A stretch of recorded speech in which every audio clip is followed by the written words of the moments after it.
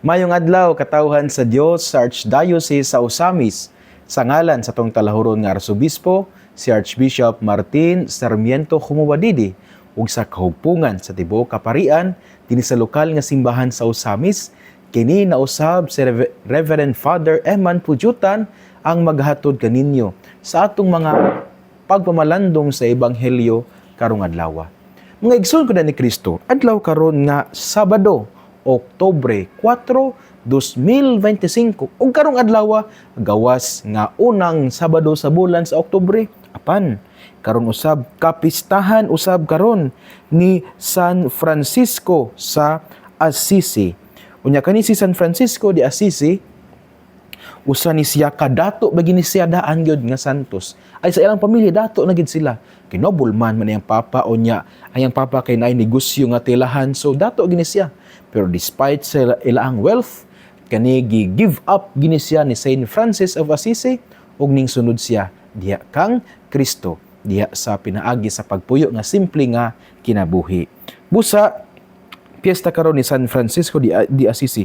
Ug dili lang kini sa fiesta ni San Francisco de Assisi ni kaning Oktubre 4. Kaya ang Oktubre 4 usab mausab ang anniversary sa appointment ni Archbishop Martin Sarmiento Khumuwadidi isip Arsobispo sa Osamis. Kaya gi-appoint man siya ni kanhing Papa Francisco ni atong October 4, 2016 as the new Archbishop of Osamis.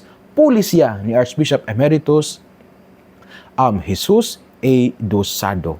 Busa 16, 17, 18, 19, 20, 21, 22, 23, 24, 25. 9 years na si Archbishop ang ato ang pinalangga ang Arsobispo, si Archbishop Martin Sarmiento Khumuwadidi.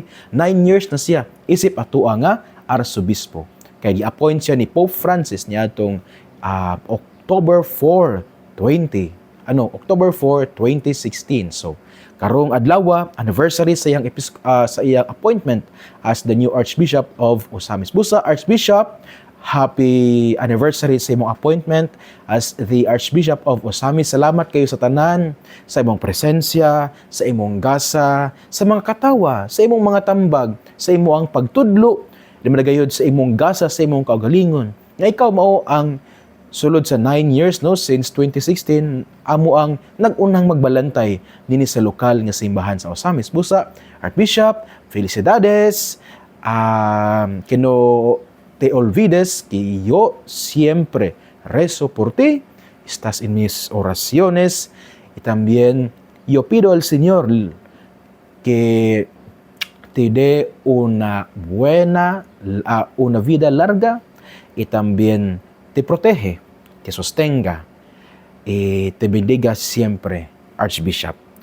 And so, Archbishop, a happy anniversary kanimo. Ug karong adlaw usab, October 4, mausab ang diaconal ordination anniversary namo ni Father Sir Maynard Pangilinan.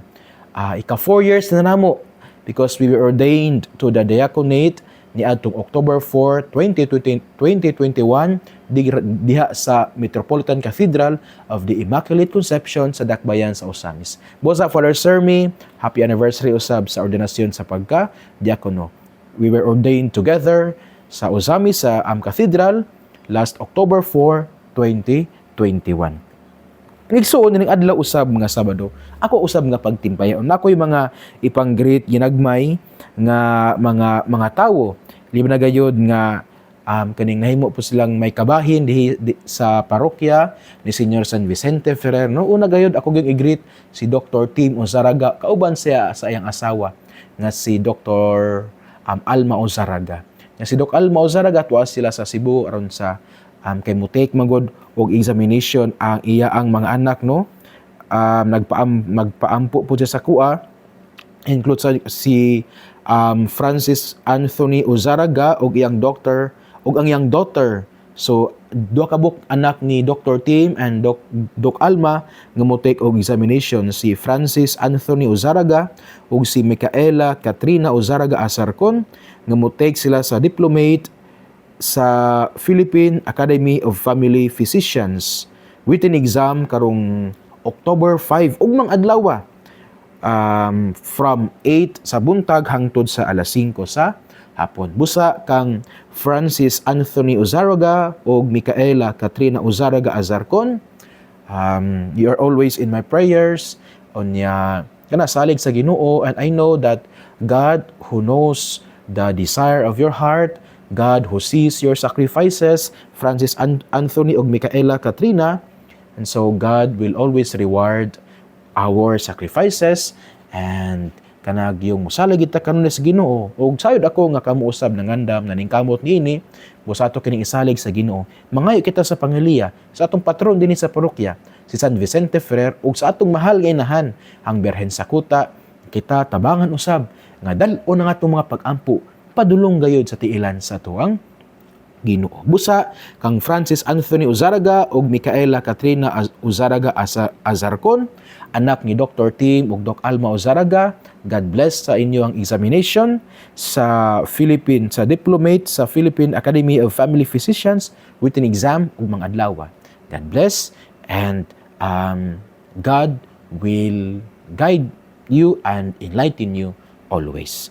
Ako din sab nga pagtimbaya mga igsuon sa mga tawo nga members sila sa Parish Mission Team, no, diri sa parokya ni Senyor San Vicente Ferrer, sila sila Brad Enoch Rehis, sila nga Ati Alma Aguirre, Ati Angela Tarorok, Ati Anita Katubig, sila Aurea Alarde Asister, sila Ati Genevieve Yuag, Nanay Bebeta Bertulfo, si Kapitana Bebot Javier, si Nanay Belen Dizon Torillo, sila Ate Celine, Ate Charlene, si Nanay Conchita, sila Brad Domingo, si Nanay Doning Ortega, sila Nanay Edna Tudtod, Ate Emilia Gulbe, sila Brad Iber Gulbe, si Nanay Fele Briones, sila Ate Fersi Muñez, sila Ate Flornina Roma, Francis Cañete, si Sir Gerard Marsala, si Jing Torres, si Gillian Nalzaro Oy, si Joanne, si Ate Janet, si Ate Jenice, si Ate Jeffer, si Joanne Dumangkas, si Josephine de los Santos, sila Lehan Cordovan, si Lilian Gabo, Lilibeth Cordovan, si Ate Lucille Carnuco, si Ate Lucy Quizon, si Ate Lumi Villacruz Magalyon. Kani si Ate Lumi Villacruz Magalyon, kuani siya kaning naa ni sa poultry. Unya grabe manghihatagon gini siya. Kapila namin nakadawat diri sa rectory sa Bonifacio, nakhatag gini siya og kanang 3 tagsa ka 3 sa itlog. So salamat kayo ha kang Ate Lumi Villacruz Magalyon, sila Maricel Arnosa, sila Ate Maricel Kirante Arnosa, Marilyn Balungkas, Merna Darunday, Tinelsi, Kenneth, si Nicole Balatero, Norma Libetario, Perla Alberca, Perla Reyes, Preciosa Balatero, si Ramil Labaste, si Regalada Pundulan, Rene Boy Nalzaro, sila Rohana Magalyon, Rolando Atacador Sr., Ate Rona Magalyon, Soling Chato, Tiodi Agbuna, si Andrin Coquilla. So, mo ni sila ang members sa Parish Mission Team. Salamat kayo sa inyong sakripisyo. Ngayon, arita sa tawang Ebanghelyo, yining adlaw nga Sabado. Natong pagkakotloon sumala sa Ebanghelyo ni San Lucas. Himayaon ikaw o Ginoo. Unya nahibalik ang kapituwag duha nga malipayon kaayo og miingon. Ginoo, bisan ang mga yawa mipatuo kanamo sa among paghingilin kanila sa imong ngalan. Si Jesus mitubag kanila, nakita ko si Satanas nga nahulog ingog kilat gikan sa langit. Pamati kamo, gihatagan ko kamo gahom aron makahimo kamo pagyatak sa mga bitin ug sa mga tanga ug sa mga tanang gahom sa yawa ug walay makaunsa kaninyo. Apan ayaw kamo kalipay tungod kay ang mga yawa may patuo kaninyo. Kung dili paglipay hinuon kamo kay inyong mga ngalan na sulat didto sa langit. Ug niadtong higayuna gilipay si Jesus sa Espiritu Santo ug miingon siya, Amahan, Ginoo sa langit ug sa yuta, nagpasalamat ako kanimo tungod kay gipadayag mo man ngadto sa mga walay kahibalo ang imong gililong sa mga makinaadmanon ug sa mga may kahibalo. Oo Amahan, natuman kini kay mao may imong gusto og pagbuot. Ang akong Amahan mitugyan kanako sa tanang butang. Walay nakaila sa anak, gawas sa Amahan. Ug walay nakaila sa Amahan, gawas sa anak. ug kanila nga buot pailhon sa anak kinsa ang amahan. Unya miatubang si Jesus sa mga tinunan ug miingon kanila lamang, bulahan kamo nga nakakita sa mga butang nga inyong makita, kay sultihan ko kamo nga daghang mga propeta ug mga hari nga buot mo tan-aw sa inyong nakita apan wala makakita ug buot mamati sa inyong nadungog apan wala makabati. Ang ebanghelyo sa Ginoo. Daygon ikaw o Kristo. Mga igsoon, kundi ni Kristo dining adlaw nga Sabado, Oktubre 4, 2025, ang ano ebanghelyo atong gikutlo sumala sa ebanghelyo ni San Lucas kapitulo 10 bersikulo 17 hangtod sa 24. Diin kita nakadungog nga nahibalik na ang mga tinunan ni Jesus nga iya ang gipadala arang sa pagsangyaw sa maayong balita, paghingilin sa mga yawa. So nining panahon na sagik sa kapitulo 10 sa ebanghelyo ni San Lucas, sila nahibalik na. Meaning to say nga na-fulfill ginila ang ilaang tahas. Ug nindot kayo ba ang giingon sa ebanghelyo no nga malipayon ang mga tinunan nga ning balik ang Hesus. Malipayon sila tungod kay faithful man sila, nahimo silang kanabitong ilang gibuhat ang sugo ni Jesus.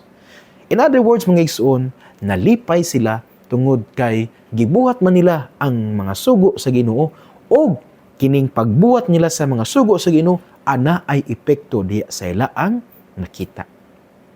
Kini mga igsoon nagtudlo kanato nga ang tinuod nga kalipay kana yung pagbuhat sa mga sugo sa Ginoo. Kagapong adlaw, no, first Friday, nagmisa ko sa eskwelahan ba diri sa muang sa parokya ang mass pero mass with the learners siya diri sa St. Vincent High School of Bonifacio Incorporated.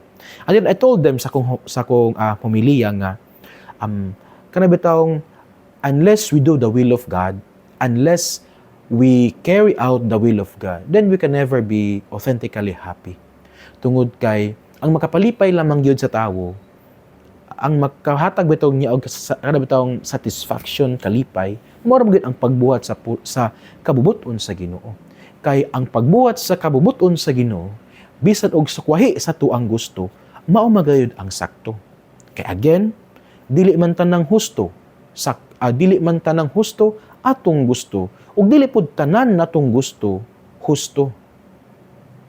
Mao na nga unless we do the will of God, unless we do the commandments of God, then we can never be authentically happy. O mao na ang gipakita sa mga apostoles. Ning balik sila because they fulfill the commandment of Jesus Christ. Og ning balik sila nga malipayon. Kaya nakita po nila nga nay mga epekto. So mao na mangigsoon ko na ni Kristo.